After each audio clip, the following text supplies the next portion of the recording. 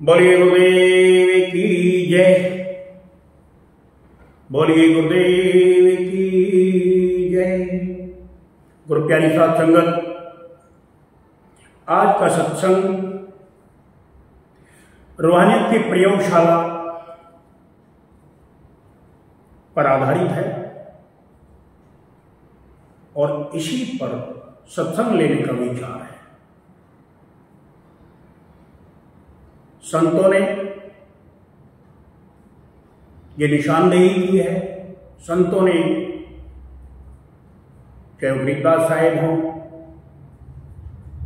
चाहे वो कबीर साहेब हों, गुरु नानक साहेब हों, पीपा जी हों, कोई भी हैं, आज दिन तक जितने भी संत इस धराधाम पर आए, उन सब ने परमात्मा की जो प्राप्ति की वो अपने अंतर में जाकर ही की। बाहर आज तक किसी ने परमात्मा को नहीं पाया। तो हमें ये समझ आनी चाहिए कि अगर हम परमात्मा को पाना चाहते हैं, हम सुखों के अथाह सागर में गोता लगाना चाहते हैं, तो हमें भी रूहानियत की इस प्रयोगशाला मानव शरीर रूपी लेबोरेटरी में अंतर में जाना पड़ेगा। और अंतर में कैसा जाना पड़ेगा, किसके कहे अनुसार चलें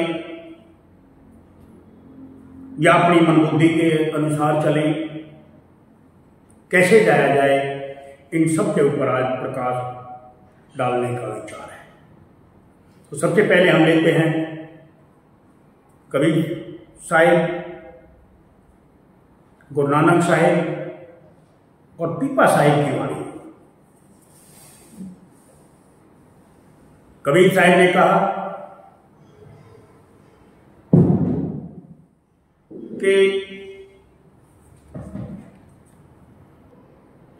कि जैसे फूलों में खुशबू है,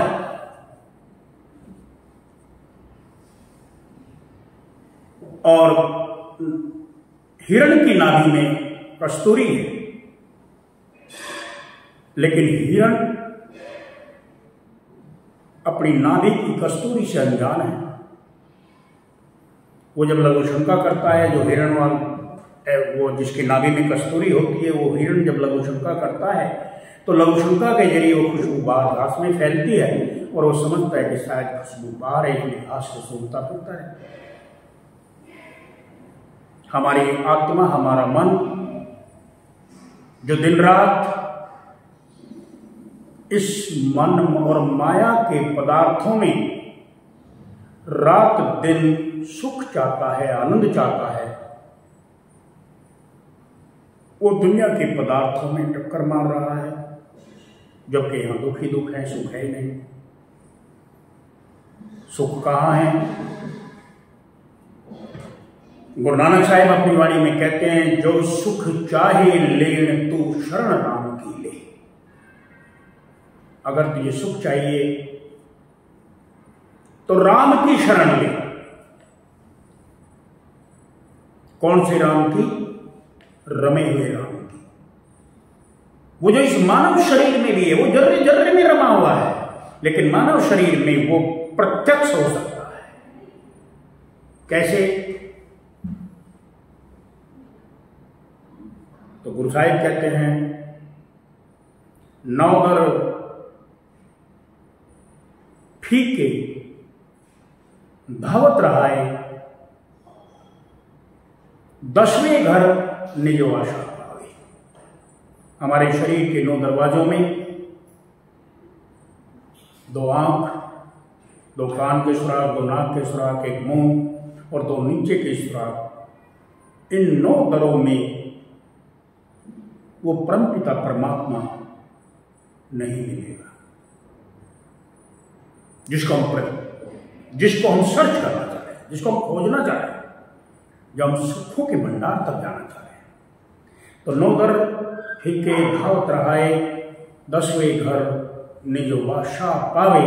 वो 10वें दरवाजे पर है जहां वज्र कपाट है, जहां एक ऐसा पत्थर की तरह किवाड़ लगा हुआ है वो हमारे किसी भी प्रयास से, जप से, तप से, तीर्थ से, व्रत से, यज्ञ से, हवन से, दान से, पुण्य से, इन कर्मों के करने से कभी नहीं खुलेगा। फिर कैसे खुलेगा? कहते हैं कि वो खुलेगा किसी पूर्ण मास्टर की सहायता से। पूर्ण मास्टर कौन? उसे गुरु नानक साहिब ने सतगुरु कहा, कबीर साहिब ने सतगुरु कहा, सभी संतों ने उसे सतगुरु कहा है, क्योंकि वो सच्चा गुरु है। तो यहां गुरु साहिब कहते हैं, नौदर हिके धावत रहाए, 10वें घर निजवासा पावे। वहां की निशानी उन्होंने बताई कि ओथे अणहद शब्द बजे दिन राती। वहां रात दिन 24 घंटे हर घड़ी अणहद शब्द का संगीत हो रहा है, और उस संगीत को हमारे ये बाहरी कान नहीं सुन सकते। उस संगीत को सुनने के लिए हमें अपनी आत्मा के कानों को खोलना पड़ेगा। अपनी आत्मा को, जो इस शरीर में सोई पड़ी है, जो मन के चंगुल में फंसी पड़ी है, जो कैद खाने में है, इस कैद खाने से आजाद करने के लिए, मन के चंगुल से आजाद करने के लिए हमारे पास कोई तरीका, कोई ऐसा इलाज नहीं है कि जो हम इसे इससे आजाद करके 10वें दरवाजे तक पहुंचा सके। तो गुरु साहिब ने कहा, मैं वहां की निशानी बता रहा हूं, वहां पर 24 घंटे अनंत शब्द का संगीत बज रहा है, और वहां पर केवल वही जा सकता है जिस पर परमात्मा अपनी दया करे और वो उसे पूर्ण गुरु से भेंट करा दे। और पूर्ण गुरु के मति पर चलने से, पूर्ण गुरु के कहने पर चलने से ये मानव अपने अंतर में उस परमात्मा की संगीत को, उस परमात्मा की आवाज को सुन सकता है, अन्यथा नहीं। तो गुरु साहिब कहते हैं, ओथे अनहद शब्द बजे दिन राती, गुरु मति शब्द सुनावनिया। गुरु की मति पर चलकर हम सबको सुन सकते हैं। पीपा एक संत हुए, गुरु रविदास जी के शिष्य, उन्होंने कहा अपनी वाणी में इशारा किया, अरे जो ब्रह्मंडे सो पिंडे, जो ब्रह्मांड में है वो पिंड में है। ब्रह्मांड में क्या है? पृथ्वी है, जल है, अग्नि है, वायु है, आकाश है। हमारे मानव शरीर में भी है। अब मानव शरीर में कौन सी चीज कहां है, ये सब जानने के लिए या पीपा साहिब भी कहते हैं कि जो ब्रह्मंडे सो पिंडे, जो खोजे सो पावे। पीपा प्रणवे, ये जो प्रणव की आवाज है, जो साउंड है, पीपा परणे परम तत्व है, इसके अंदर परम तत्व छुपा है। बट सतगुरु होए लखावे, जो सतगुरु मिले वो हमें लखा सकता है, वो हमें दिखा सकता है, और कोई जरिया नहीं है। कबीर साहिब ने भी अपनी वाणी में बड़ा स्पष्ट करके कहा है। उन्होंने कहा कि मेरी जो रूह जब विहंगम की तरह चली, कि भजन में है 3 मार्ग, भजन में 3 मार्ग संतों ने बताया, पपील मीन विहंगम। पहले चींटी की मार्ग है, फिर मछली का मार्ग है, फिर उसके बाद विहंगम का है। डिटेल में मैं नहीं जाऊंगा क्योंकि समय थोड़ा है। तो कबीर साहब ने कहा, शब्द विहंगम चाल हमारी, हम जिस चाल से चल करके अंतर में अपने परमात्मा को पा सकते हैं, उस चाल पे चलाने के लिए हमें कौन चाहिए? कहें कबीर सतगुरु दई तारी। सतगुरु हमें माने जाते हैं। जिनको सतगुरु नहीं मिला उनको ये भेद कभी नहीं मिल सकता, वो इस मार्ग पर कभी कामयाब नहीं हो सकते। तो कहें कबीर सतगुरु दई तारी, सतगुरु ने तारा पिंड ब्रह्मांड, ये शरीर, इस शरीर के 4 भाग है मनुष्य शरीर की। आंखों तक पिंड है, आंखों से त्रिकुटी तक अंड है, और त्रिकुटी से ऊपर ब्रह्मांड है, और फिर सचखंड है। उस सब का नक्शा हमारे मानव शरीर में मौजूद है। तो कबीर साहब ने कहा, कहे कबीर सतगुरु दई तारी, पिंड अंड के पार सो दे सवारा। तो कर नैनो दीदार महल में प्यारा। हम अपनी सूरत की आंख से पहले सूरत जगानी पड़ेगी, फिर उसकी आंख से हम वो नजारा देखेंगे, वो परमपिता परमात्मा को, क्योंकि उस पवित्र महापवित्र महाचैतन्यता के सागर को चेतन की किरण और पवित्र आत्मा ही पा सकती है। हमारी ये इंद्रियां जो 5 तत्वों से बनी हैं, ये उनको नहीं पा सकती। तो बड़ा अजीबोगरीब ये शरीर रूपी महल है। इस महल में हमें जाने के लिए जब तक पूर्ण सतगुरु नहीं मिलेगा, तब तक हम इसके अंदर नहीं जा सकते, और अंदर नहीं जा सकते तो हम परमपिता परमात्मा को कभी नहीं पा सकते। हमने मनुष्य जन्म के लक्ष्य को पूरा करना है, तो हमें परमपिता परमात्मा के को पाने के लिए सबसे पहले उसको खोजना पड़ेगा जिसने उसको पाया है। जब वो मिलेगा, फिर हमें उसके अनुसार अपने जीवन को ढालना है, तब वो मिलेगा, नहीं तो नहीं मिलेगा। हमारे पास हमारी अक्ल के घोड़े बहुत दौड़ते हैं, मन है कि मानता नहीं है, कहता क्या सतगुरु, क्या गुरु। बड़े बड़े सिद्ध फकीर इस भ्रम में चले गए कि वो अपने बलबूते पा सकते हैं, लेकिन नहीं, पा नहीं सके। इस विषय में एक बुल्ले शाह का उदाहरण मेरे याद आया कि बुल्ले शाह जब मानव शरीर में खोज रहे थे परमात्मा को, जब वो लर्निंग पॉइंट पर थे, और जब वो अंदर गए, मूलाधार से जब गए, तो वो रिद्धि सिद्धि के मालिक हो गए। वो जो मुंह से बोल दे वो पूरा हो जाए। उन्होंने सोचा तू तो हो गया पूरा, अब की क्या जरूरत है? क्योंकि हमने सुना है दुनिया में कि संत उसे कहते हैं जो मुंह से कह दे वो पूरा हो जाए। अरे संत उसे तो कहते ही हैं, इसमें कोई शक नहीं है, लेकिन संत चमत्कारों को, करिश्मों को करने के लिए अपनी जुबान नहीं खोलते। जो चमत्कार करने के लिए, जो मिट्टी को सोना, सोने को मिट्टी बनाने के लिए जुबान खोलते हैं, वो संत नहीं होते, वो सिद्ध होते हैं।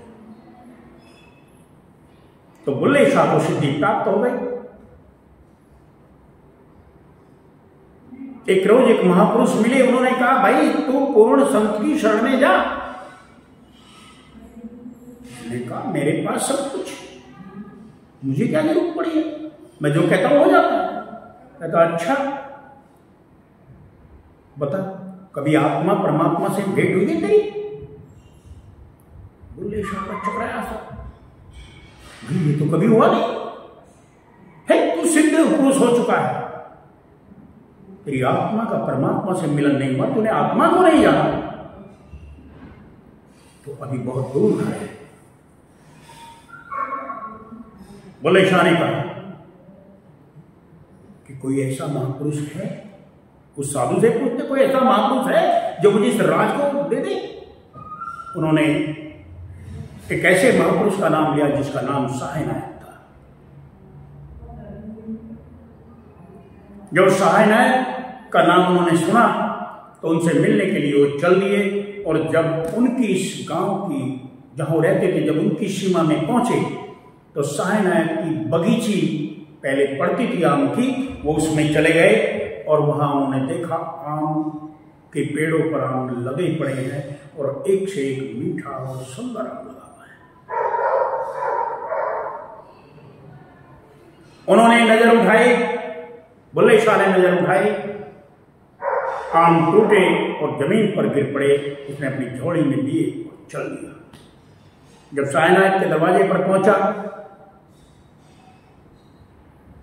तो उसने उनको दंडवत प्रणाम किया, कहा कि मैं आपके पास रह के आपके और परमात्मा की प्राप्ति चाहता हूं। सायनाथ ने उस सिद्धि का घमंड तोड़ने के लिए उसको बोला, अरे बुल्ले तू तो चोर है, मैं तुझे तालीम रूहानियत की नहीं दूंगा। अब बुल्ले शाह समझ गया, क्योंकि बहुत तेज तीव्र बुद्धि के होते हैं साधु संत। एक आम आदमी की बुद्धि बहुत दूर की सोचती है, तो संत त्रिकालदर्शी होते हैं। बुल्ले शाह सिद्ध पुरुष था। उसने तुरंत सायनाथ को कहा, मैंने आम नहीं तोड़े हैं।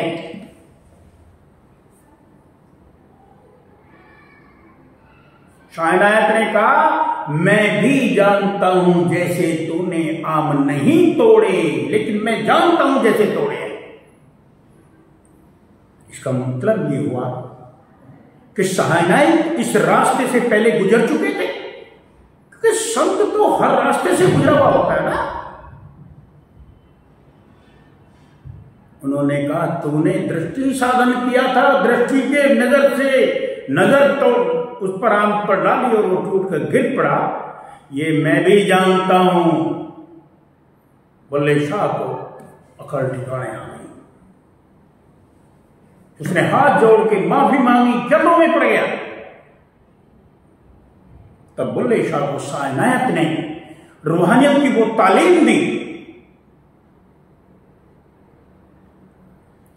इस मानव शरीर रूपी महल के अंदर आत्मा और परमात्मा का जो मिलन हुआ, वही बुल्ले शाह फिर एक बात अपनी जुबान से कहने लगा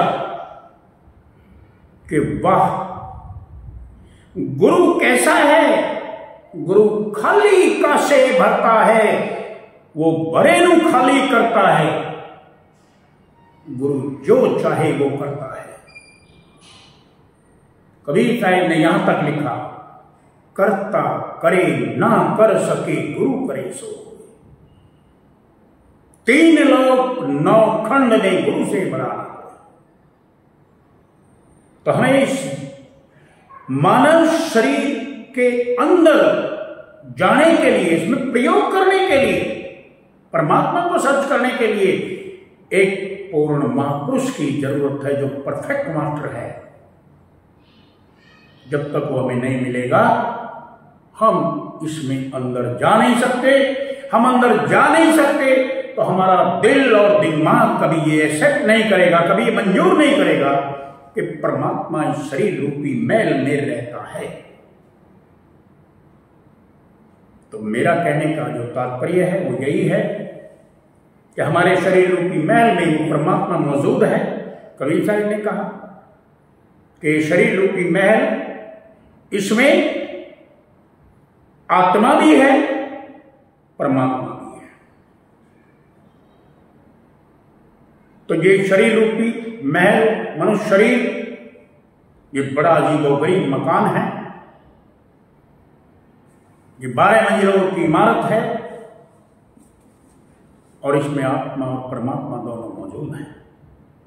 गरीबदास साहिब छुड़ाने वालों ने भी कहा है, दिल अंदर दीदार दर्शन बाहरी अंत न जाइए। बाहर कहीं जाने की जरूरत नहीं है।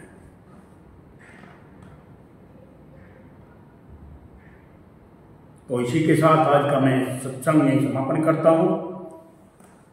नेक्स्ट टाइम अगले सत्संग में मानव शरीर रूहानियत की प्रयोगशाला है, इस पर फिर चर्चा करेंगे, फिर सत्संग देंगे। तब तक के लिए गुरुदेव की जय।